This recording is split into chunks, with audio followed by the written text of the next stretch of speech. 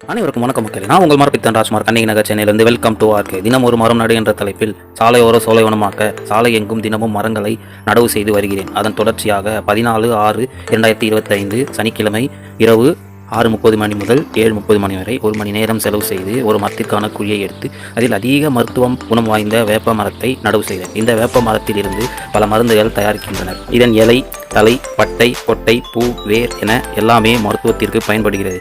முக்கிய மருத்துவ பயன்கள்: நோய் எதிர்ப்பு சக்திக்கு வேப்ப இலைகளை தினமும் சாப்பிடுவது நோய் எதிர்ப்பு மண்டலத்தை வலுப்படுத்தி உடலை நோய்களில் இருந்து பாதுகாக்க உதவுகிறது. இரத்தத்தில் உள்ள சர்க்கரையை கட்டுக்குள் வைக்க, இன்சுலின் சுரப்பியை தூண்டி இரத்தத்தில் உள்ள சர்க்கரையின் அளவை கட்டுப்படுத்தவும், நீரிழிவு நோயின் அபாயத்தை குறைக்கவும் உதவுகிறது. சரும ஆரோக்கியம் மேம்பட வேப்பிலையின் பாக்டீரியா எதிர்ப்பு பண்புகள் சருமத்தை சுத்தப்படுத்தி சொறி, சிரங்கு போன்ற கோடைக்கால தோல் பிரச்சனைகளை குறைக்க உதவுகிறது.